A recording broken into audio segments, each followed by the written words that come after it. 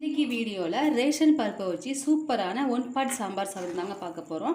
நம்ம வீட்டில் காய்கறி எதுவுமே இல்லை, வெங்காயம் தக்காளி மட்டும்தான் இருக்குது. இதை வச்சு என்ன பண்ணலாம் அப்படின்னு நீங்கள் யோசிச்சிங்க அப்படின்னா சூப்பரான ஒரு ரெசிபி செஞ்சிடலாங்க. நீங்கள் யோசிக்கவே வேணாம், டேஸ்ட் எப்படி இருக்குன்னு செம்மையாகவே இருக்குங்க. நான் இத்தனைக்கும் ரேஷன் பருப்பை வச்சு தான் செஞ்சுருக்கேன். இந்த ஐயர் ஹோட்டல்லலாம் எப்படி கொடுப்பாங்க சாம்பார் சாதம், அதே மாதிரி டேஸ்ட்டாக இருக்குது, நல்லா வாசனையாக வர இருக்குது. இதுக்குன்னு பார்த்தீங்கன்னா பெருசாக ஒன்று வேணாங்க. சிம்பிளாக அப்பளம், கொஞ்சமாக அரிசி வடகம், மோர் மிளகா. நீங்கள் மோர் மிளகா வச்சு கூட அப்படியே சாதத்தை சாப்பிட்றலாங்க. ரொம்ப ஈஸியாக செஞ்சிடலாம். ஹலோ ஃப்ரெண்ட்ஸ், வணக்கம். நான் உங்கள் தோழி. Welcome to AK special. வீடியோக்குள்ளே போகிறதுக்குள்ளே என் சேனல் சப்ஸ்கிரைப் பண்ணிக்கோங்க. அப்படியே பக்கத்தில் இருக்க பெல் ஐக்கானே கிளிக் பண்ணிக்கோங்க. இப்போ வாங்க வீடியோக்குள்ளே போகலாம்.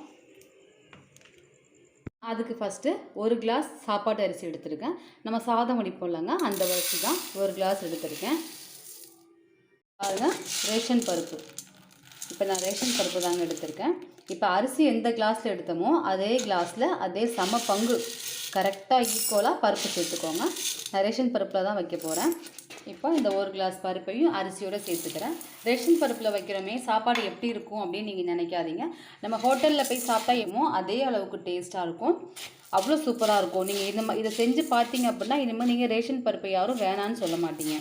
இப்போ இது ரெண்டையும் நல்லா கழுவி எடுத்துக்கலாம். 4 முறை தண்ணி விட்டு நல்லா கழுவியாச்சுங்க. இப்போ இதை குக்கரில் சேர்த்துக்கலாம்.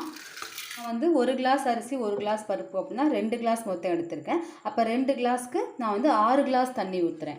தண்ணி கொஞ்சம் எக்ஸ்ட்ரா விட்டால் தான் சாதம் கொஞ்சம் குலைவாக இருக்கும். அந்த குக்கரை தூக்கி அடுப்பில் வச்சு கேஸை ஆன் பண்ணியிருக்கேன். இப்போ இதில் வந்து 1/2 ஸ்பூன் அளவுக்கு நல்லெண்ணெய் விட்டுக்கோங்க. 1/4 ஸ்பூன் மஞ்சள்தூள் சேர்த்துக்கோங்க. ஒரு 1/2 ஸ்பூன் அளவுக்கு ஜீரகம் சேர்த்துக்கோங்க. சாம்பார் சாதத்துக்கு தேவையான கல் உப்பு சேர்த்துக்கோங்க. நான் இவ்வளோ சேர்த்துருக்கேன். கொஞ்சமாக பெருங்காயத்தூள் சேர்த்துக்கோங்க. இப்போ லேசாக கலந்து விட்டுக்கோங்க.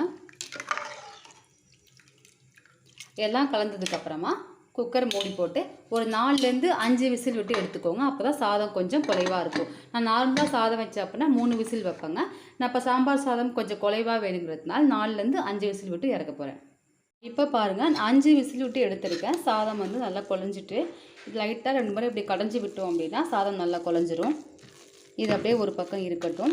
அடுத்து பார்த்திங்கன்னா சாம்பார் சாதம் தாளிக்கிறதுக்காக நான் வெங்காயம், பச்சை மிளகா, கருவேப்பிலை, தக்காளி, கொஞ்சமாக மல்லி இலை, அப்புறமா கொஞ்சமாக முந்திரி, அதுக்கப்புறம் 2 ஸ்பூன் அளவுக்கு சாம்பார் பொடி, கொஞ்சமாக பெருங்காயத்து இதெல்லாம் வச்சுருக்கேன். இப்போ இதெல்லாம் தாளிச்சிடலாம். கடாயை வச்சுருக்கேன். கடாயை சூடானதும் ஒரு 2 ஸ்பூன் அளவுக்கு நெய் சேர்த்துக்கோங்க. நெய் போட்டு தாளித்தோம் அப்படின்னா சாம்பார் நல்லா டேஸ்ட்டாக இருக்கும். நல்லா சூடாகிடுச்சு. இப்போ தாளிப்புக்கு 1 ஸ்பூன் அளவுக்கு கடுகு சேர்த்துக்கோங்க. கொஞ்சமாக உளுந்து சேர்த்துக்கோங்க.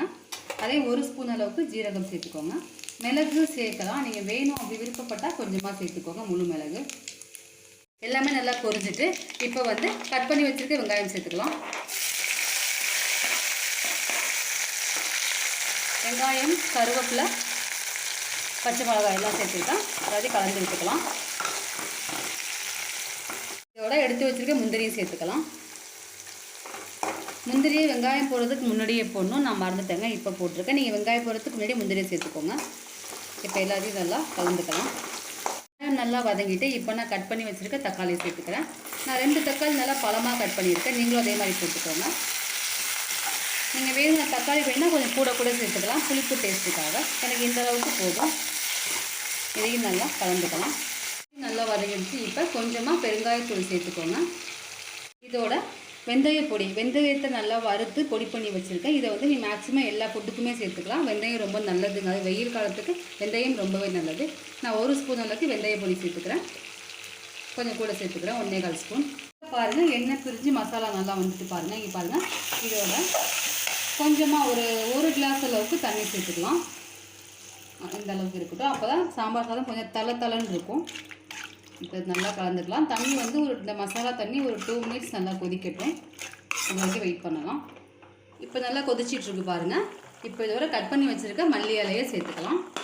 நல்லா ஒரு முறை கலந்துட்டு ஏற்கனவே ரெடி பண்ணி வச்சுருக்க சாதத்தோடு சேர்த்துக்கலாம். அப்படியே சேர்த்ததுமே அதை தூக்கி கேஸில் வச்சுருங்க குக்கரை. இப்போது இந்த மசாலாவோட இந்த சாதத்தை நல்லா கலந்து விட்டுக்கோங்க. இது இந்தளவுக்கு தளன்னு இருக்கும் பார்த்தீங்கன்னா. உங்களுக்கு இன்னமும் வேணும் அப்படின்னா நீங்கள் மசாலாவோட தண்ணி கொஞ்சம் கூட சேர்த்துக்கோங்க. இதுவே ஓகே தாங்க, கரெக்டான பதத்தில் தான் இருக்குது. நம்ம வீட்டில் காய் எதுவுமே இல்லைங்கும்போது செய்கிற சாதம் தான் இது. நீங்கள் வேணும் அப்படின்னா கேரட்டு, பீன்ஸு இந்த மாதிரி போட்டிங்க அப்படின்னா இன்னுமே சூப்பராக இருக்கும். நான் வந்து காய் எதுவும் இல்லை, அந்த நேரத்தில் எதாவது டக்குன்னு செய்யக்கூடிய சாதங்கிறதுனால நான் இதை செஞ்சிட்ருக்கேன். இங்கே பாருங்கள் சூப்பராக ஆகிட்டு. இன்னும் ஒரு 2 நிமிஷம் கொதி வந்துச்சு அப்படின்னா லைட்டாக கொதிக்கும், ஒரு மாதிரி லைட்டாக வருங்க. அந்த நேரத்தில் நீங்கள் கொஞ்சமாக நெய் விட்டு எடுத்தீங்க அப்படின்னா சூப்பரான கமன்னு ரேஷன் பருப்பில் சாம்பார் சாதம் ரெடிங்க.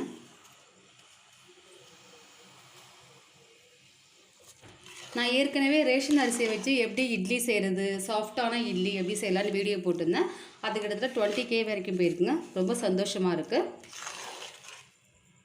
தாங்க சூப்பராக ரெடி ஆகிடுச்சு பாருங்கள்.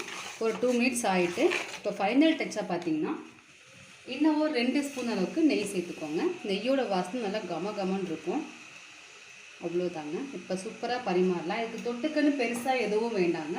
சும்மா அப்பளம், வடகம், மோர் மிளகா அந்த மாதிரி இருந்தாலே போதும், சூப்பராக இருக்கும். அவ்வளோதாங்க.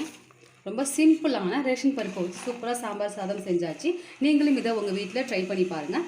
எப்படி இருக்குது என்னன்னு சொல்லிட்டு கமெண்ட்ஸில் சொல்லுங்கள். வேறு ஒரு வீடியோவில் பார்க்கலாங்க.